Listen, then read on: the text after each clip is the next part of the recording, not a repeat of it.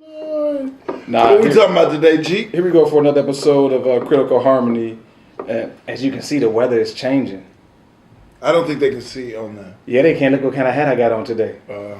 Yeah, well, that's... So they can see that the weather is changing. So it's getting cold here in Minnesota, dog. I got to wear the skull cap now because I got the bald head, so... You know... Yeah, but today we're gonna talk about... What? You need something to cover that. No, you need something to cover your head. Let's switch hats. You want to switch hats? Okay. I can wear that, though. Well, I guess because it stretches. Yeah. But that would drown me. So today we're going to talk about the importance of building relationships with students and families, and really from a school standpoint is about how have we engaged our black families throughout their students' educational lives, really talking specifically about black males. As you guys know, that's our main focus, our main target. And over the years that we've been doing this work, we've had some thoughts, conversation, dialogue, some instances, and we're going to kind of share our perspective. So starting off, one thing that I was really, that I thought was really imperative is that we make positive phone calls home to families about their black males. And it sounds like an easy thing and something that is probably not hard to do, but what you find out is that through the course of our black males' educational journey, they rarely receive positive phone calls home, if at all, right? Rarely, maybe not even at all. Yeah. Which is a appetite, is a recipe, is whatever you want to call it, to create the divide that we may have between black families and the educational system. And I think this is something that the educational system is responsible for, something that as educators we should do differently to re-engage those families. And I say that because I know being a counselor, being an assistant principal in the school district, is that there's many occasions where I saw that they were not making phone calls home to the families in a positive manner. We definitely call about negative stuff, but rarely, if at all, did we call about positive things. And so I started to implement that and include that in the work that I was doing as a assistant principal. When I had to, suspend students or, call families around something negative, I made it a purpose to make sure that I called within that same week around something that was positive that I saw their son doing. And I also had my team that worked with me, my dean team, do the same thing. So when you see something, make sure you call about something positive so that we can create a space where families are okay with the phone call coming from the school district, because we know that typically they hear that or they see that phone number come up. Now that everybody got caller ID, they're like, well, that's a school district phone number. I ain't answering that. I am not answering that because I know what it's going to be.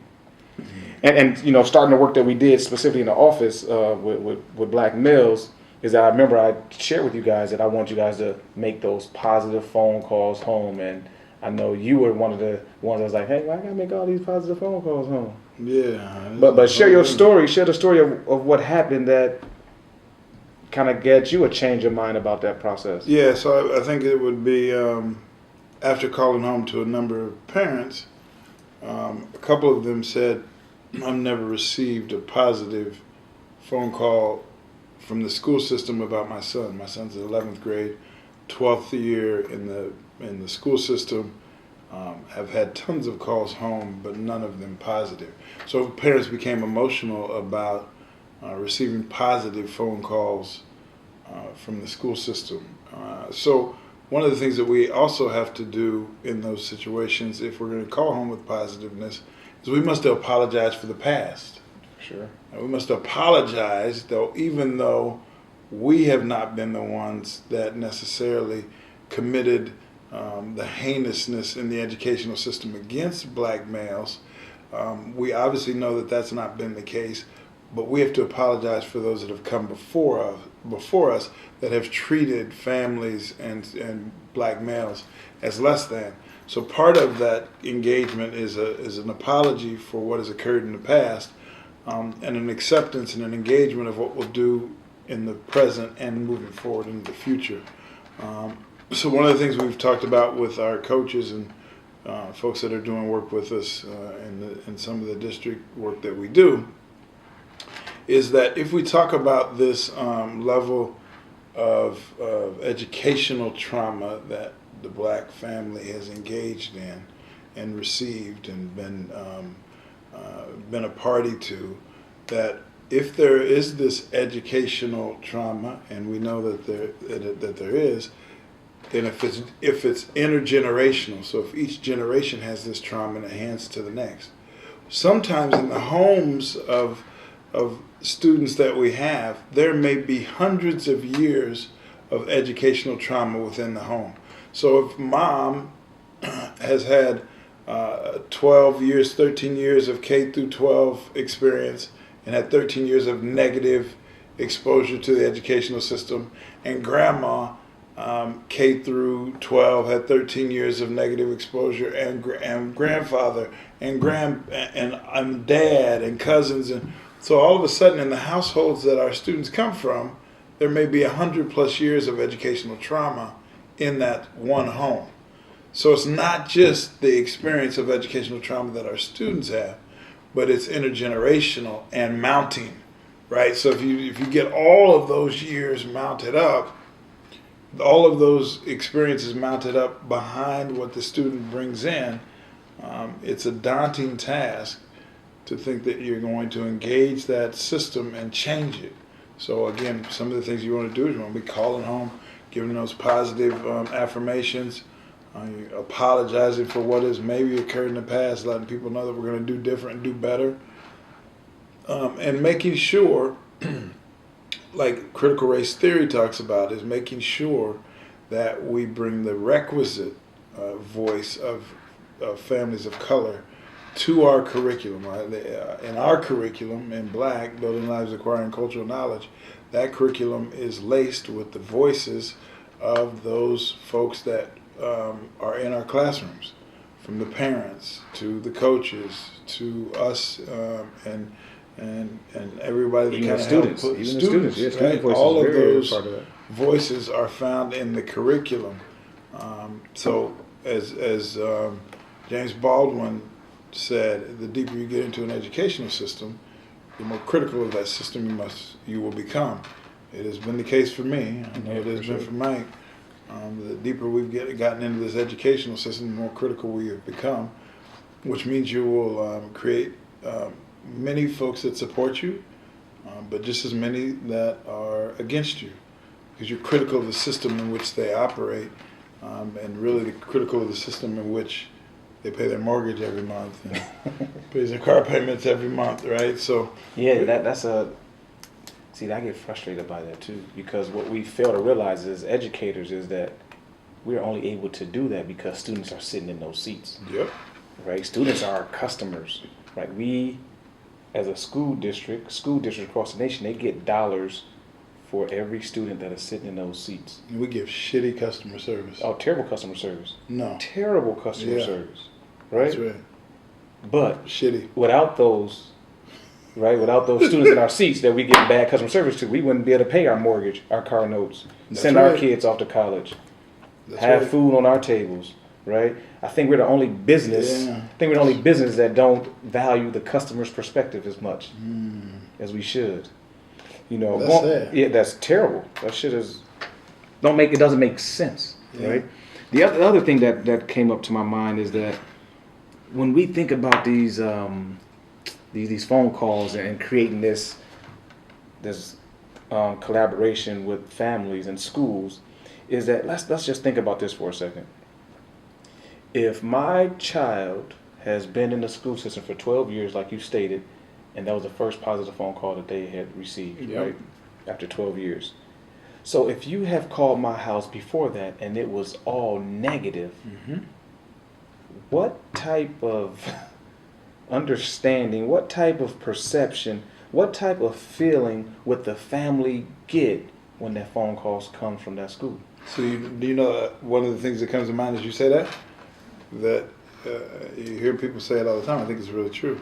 The best predictor of future behavior? It's past behavior. Past behavior. Yeah. So as soon as I see the number come up, I don't want to answer. The last 11 years, plus the mounting Of of my mine. 13 Yeah. years. So in that phone ringing, and the moments that I see the number come up, All that stuff come up. there's 25 Anxiety, years, all that. at least 25 years. And actually, my mom's experience, who framed my experience of 13 years. So I'm moving close to 40 years of experience at least. On that one And phone call. dad, On that maybe phone call. 50 some years. And as soon as that phone rings, there's 50 years of experience in that phone. When I see the caller ID that says Minneapolis Public Schools or St. Paul Public Whatever. Schools or Denver Public Schools or any of those, hundreds of years potentially of experience come up in that moment, and all that floods back. So then why, as a system, why as an educational institution, as a system, why are we baffled when families don't answer the phone? Why are we baffled when families don't come up to the schools and engage with us when all they have heard is negative about their child? I don't think we're I don't really think that the system is baffled. Yeah, they are. Yeah, but I don't- They want to perceive like they're There baffled. you go. Okay. That's my point. I don't think that there is a baffling. I think they know, yeah, I know they don't like us. We don't like them. They are not doing well. I know. So we can't. So They're not doing well education. Are they busting their butt and working no, hard? but I'm just saying. But That's- let's turn around. I will ask any person, if you only receive negative phone calls about your most precious gift in Yes. the world, Yeah. most precious gift in the world, Yeah. your child, your baby, how would you perceive that system that's calling about your child negatively? You know. I wouldn't give a. I don't want anything to do with it. I want anything right. So that don't, to me, that ain't got nothing to do with necessarily color. That's just a human response Yeah, to that. everybody Now, would do that. When Now- we layer Yes. color on top of that, Yes. race on top of that, Yes. yeah, it definitely is Yes. expounded upon, right? It's crazy. Yes.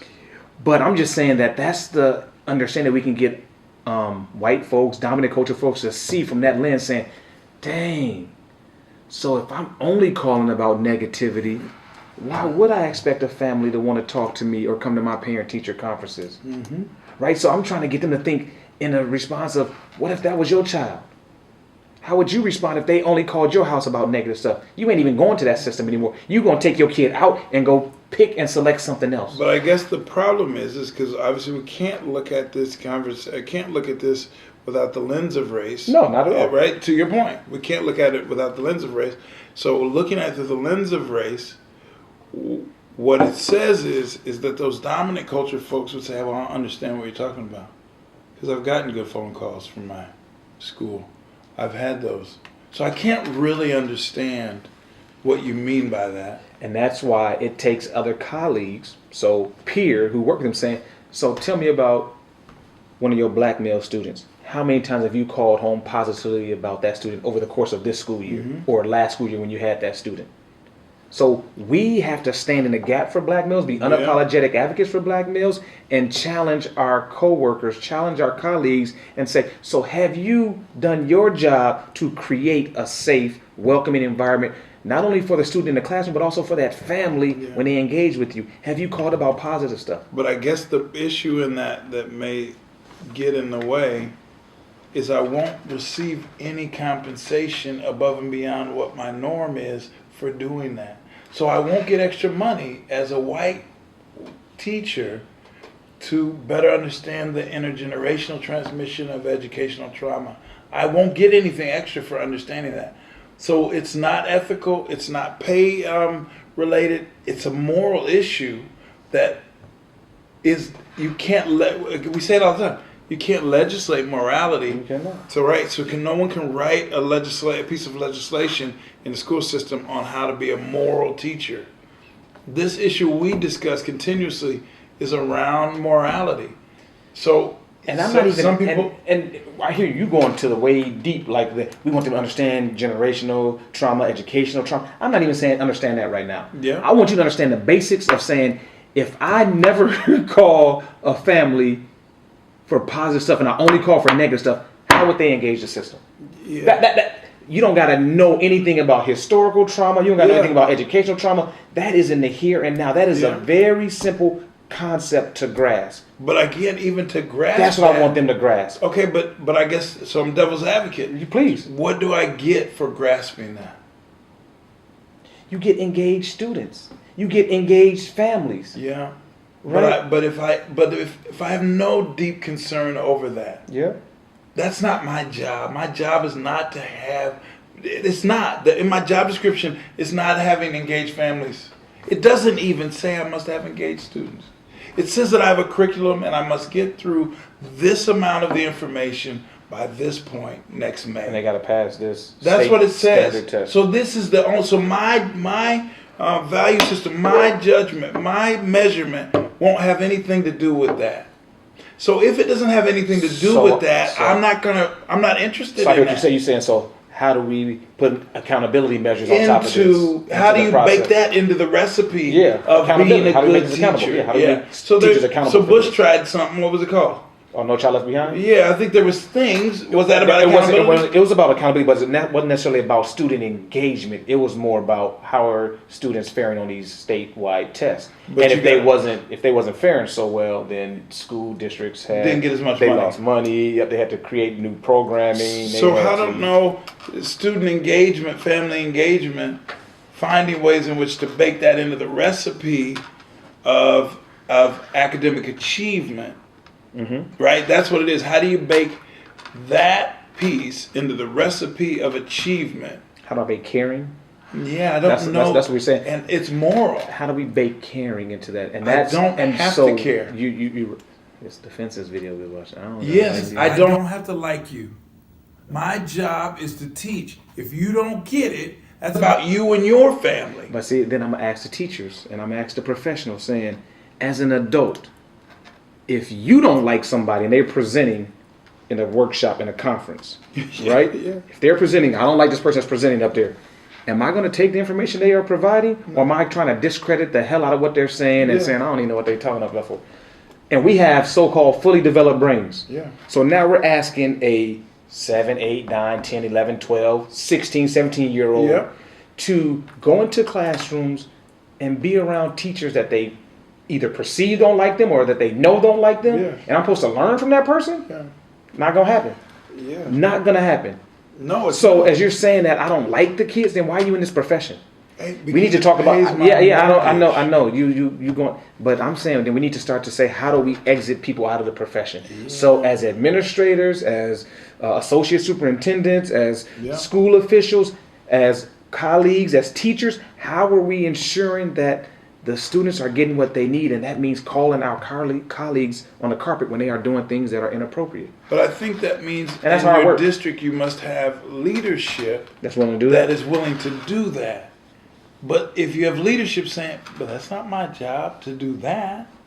But it is your job to do that. It's not really. No, mine's Your job about is to- hold on, academic your job is- achievement yeah, your job is to and ensure. safety of students in the classroom. That's all it's really about. So what we talk about is deconstructing stuff, right? Yes. So we have to deconstruct what academic achievement is and what safety means. Who does? Because who has to? a system does. So we have to help them deconstruct it. It doesn't have to. We have to help them deconstruct it. Because I hear you. if we're not doing that, because that's safety is about feeling welcome into a classroom. I agree, but I'm saying that a system does not have to deconstruct. Actually, it will push against deconstruction. No, I get all that, but shit, if we gonna say that, then we might as well turn the motherfucking camera off. No. End it. I think no. See, I'm just saying, but that's what you're we're saying. talking Well, about- they don't have to do that.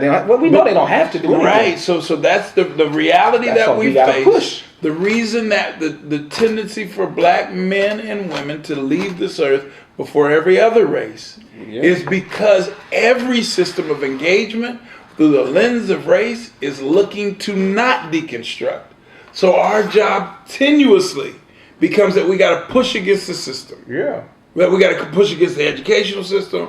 We got to push against the employment system. We have to push against the housing system. And if we are pushing against all those systems, and we must, we get out of here earlier. It equals death. Okay. And so we've been resigned to the fact, hey, I'm going to leave early. I'm going to go down swinging. But I am clear that those systems are designed not to deconstruct, to push against the deconstruction of their process. I'm fidgeting because I'm like pissed off right now. But so the systems that we all are dealing with and pissed off about that we're working against, that is why they've been set up. The status quo is in place. We're going to hold to the status quo. And the individuals within those systems that hold status quo say, this system pays for my mortgage. This system makes sure that my kids can go to college. This system allows me to vacation twice or 3 times a year. Right? It does. Yeah. I'm not looking for you to break that down. I don't like that. But what I'm saying, though, is that I can still have all of that while black males are being successful. I can still have the system pay my mortgage. I can still have the system let me take 3 vacations a year. All that can still happen. And this can happen as well for black males. So anytime that you are in a position of privilege and someone says, let's equal the playing ground, it will feel like oppression. Yeah, I get that. So when you say they can't, I agree with you. I'm not arguing on any point with you. But that will feel like oppression because you're telling me I got to do. So basically you're saying I should be doing more than I'm already doing. As a teacher, I feel like I'm overwhelmed with everything I got. Now I got to do this?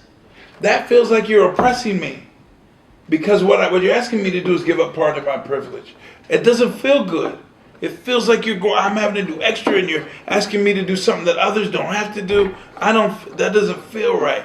So now it feels like oppression. What am I going to do as a system? I'm rejecting that. Doesn't mean we're not going to fight. It's what we're doing every day. But it becomes daunting. Especially when you don't see the system moving and reacting in a way. As hard as we're pushing, you look at it and you step back and say, they pushed us almost out of it. When we tried to push from in there, they squelched the voice. They said, be quiet. Hey, don't say that. You can't say that. I'm paying your mortgage too. Don't forget who paying your mortgage. So that's painful. So at the end of all of that. No, you can't be, so you can't, but you can't do that. So at the end of all of that, right? So, okay, you got all that you're saying, right? What I'm saying, though. Yeah. So what you said, all that you're saying. Okay. All that you're saying. So then what do we do then? Since you're going to be devil's advocate on that side, so then what are you saying? So you know what I'm saying? You know what I'm saying. What are you going to say? That we separate. We do what Marcus Garvey said. Give us our own in the corner over here. Give us our space. Let us do our own. We can educate our own. Give us the full funding to educate our own. We can do it. But they don't got to do that because if we separate, then we trying to get away from all of it. Hold on, but you said, so, what do I think? So what do you mean by separate then? Are you, because if we still taking their money, so you have a right to integrate. I'm being devil's advocate. Yeah, okay, but so you take, go ahead. Why are you mad? So you take, because I'm pissed off. No, go ahead. So if you taking their money, are you really separating? Who is they? Well, you the one said. You said. No, I said who is they? You said they give me the money to go over here in my corner. Yeah, the government, the system. Okay, so the government. So if you're taking their money, have you really separated? So yeah, you've separated. I'm taking your money. Hey, look, to some degree, it is what happened before integration. The argument was not about integrating. Yeah. It was really about separate but equal was not really being held up. Yeah. That's really what the argument was. So it was separate but unequal.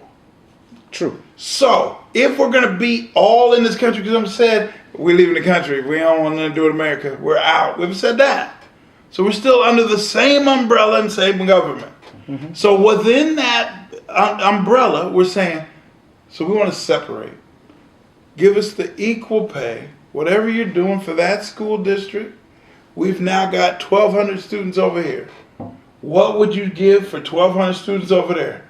That's the number? We'll take that. Now we have black teachers and black admin and black superintendents teaching black students.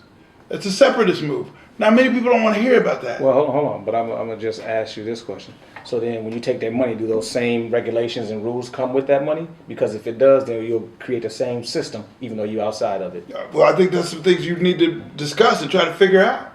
So tell me how you're going to do that. How you going to discuss? How you going to figure it out? Yeah, because that's how you poking holes when I was talking about myself. So I'm going to be devil's advocate. So tell me how you're going to do that. Mad at that. Yeah, I'm mad as hell about that. Tell me how you're going to do that. I think you had to have some conversation. Because all legislation... Yeah, but it's already in the books. No. How you get it out of there? So listen. So separatists ain't in the legislation. It ain't in the books. Integration is in the books. Right? 1954. Yeah. Brown v. Board. Yeah. So now we're saying, hey, so let's relook at Brown v. Board. Let's look at what did the Supreme Court rule on? What are the rulings? See, I don't know that technicality.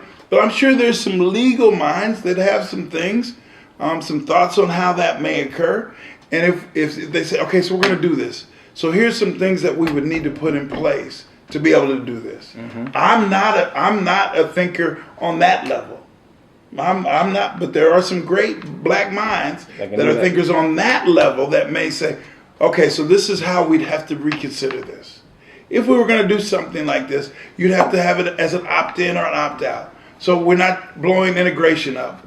Anybody can still go into integrated schools. But now we're opening it up for anybody to have separate is equal. And there may be some of that already in place. Charter schools, I don't know how all that stuff works. But there probably are already some opportunities to do something similar. But I don't think it's stated intentionally in anything. I think private schools have a better opportunity to do that. Charter schools are still bound by the So there you go. rules and regulations. But Private when we schools have think a of better private opportunity. school, we don't think of black usually. Not typically. Usually, right? We Not don't. We typically. think of the schools that we know. Yeah. They're predominantly white. Yeah. Well, because you have to pay it, which is how they keep their doors open, so they're not really getting. They're not getting the governmental federal, They're dollars? not really getting federal or state dollars. There are some things that school districts have to provide for parochial schools just through legislation. So some things around like special education services and that sort of thing. That They try to have throw some of that provide. stuff away though. Yeah, I don't know all the details, but I know that's part of some of the. That would cover private and public. Yep, the public schools get the dollars, and then they have to allot some of that money to the parochial schools or private schools, so they get those resources for students who are receiving special education service. And there's stuff around like transportation, I think, as well that is connected to that. But they have much more freedom or room to kind of work out how they want to work it out. They can bring the There's type of different teachers in different they regulations. want. Yep, different rules and regulations on that. And so I've heard you say before too, the private schools tend to do much better academically in their numbers and how they engage. They tend to do much better. So we haven't figured it out in the public arena how to emulate the successes of the private arena. I don't know why. I don't know Well, that's how a that question. works. That's a real question. So why don't we emulate it if it's been found to be so great? That's right. Why do we have different rules and regulations in the public sector around academics? Because that public system must be saying, "Hey, we need to keep it a certain way. this is I'm working with for you- I'm with you- us." I'm with you on that. So I say, so they got some different rules that guide them. They're not bound by the federal dollars and federal regulations. They're not necessarily getting those funds. So that's where Which you makes start to sense. open. Well, that's where you start to open up. Is that possible? Is that possible? Maybe we need to reach out to some of these entertainers, athletes, and say, "Hey, why don't y'all fund Well, yeah, a black private school?" LeBron doing I know it. LeBron, but I think that's still public though. It It's is. a charter. I think it's It a is. charter no, of I'm pretty public sure there's some schools. secrets in there that people don't know. So I'm sure that it's still bound by certain So I wonder what rules and regulations. Yeah, I wonder why he would choose that over private. You know, Because like I mean, I Oprah can't did a answer. private school, but it was in Africa. Yeah, so I can't answer why LeBron would do that, but obviously, funds come with the public sector, right? You public school, so you still get funds per Per child, student. per pupil, yeah, and so that helps offset your expenses. Yeah. Whereas if you are full private, you don't have any funds coming in, so that's why they have to pay tuition. Pay That's why they tuition. have to, have endowments that some of their past covers, graduates, yeah. some of their past graduates have set up for their school to continue to grow and go. Some of them are connected directly to churches, which has a base that's funding certain aspects of it, so they are able to sustain through those ventures. So that's kind of how that operates. You know what I mean? So The way gets so mad though. what I guess I'm at, cause man, well, when you hear those things, it's like saying, well, then why even do the work? Like that's what gets frustrating. It's Bad saying, faith. so why do the work? Yeah, I'm not going there. What Which you, because what you mean that? I'm not going there with you with that today. We'll do that another episode. Why you still 'Cause gotta we ain't be doing like that? I don't gotta be like that. You being like that. Why you No, being, I'm not why you being like bad anything. faith? We ain't talking about bad faith today. We'll talk about that next episode. We'll talk about bad faith. And we'll let him teach you all about No, I it. ain't teaching nothing. Because I don't care about it. Yes, you do. You lying. Yes, you do. That's not That's true. bad, that's bad faith. Yeah, it's bad faith. That's bad faith in and bad of itself. We done? Yeah, we done, man. Hey, we've been on here long enough. So hopefully y'all got some good little takeaways from that. Really what we are just highlighting is saying as you are designing your classroom, or you are designing your school, designing your district, be mindful of how you are connecting with your customers. How are you making sure, using your terms, that they feel safe, that they are visible in the curriculum, that you are giving them positive affirmation, positive feedback, connecting with them on a positive level, and not just when bad things occur. If we change and do that, then people will have a different experience. People will have a different reality, and that might be the thing that changes those academic outcomes. But if we continuously do the same thing over and over again, we know what the results are going to be. So let's do something different. Critical harmony. Critical harmony, that's it? Yep. All right.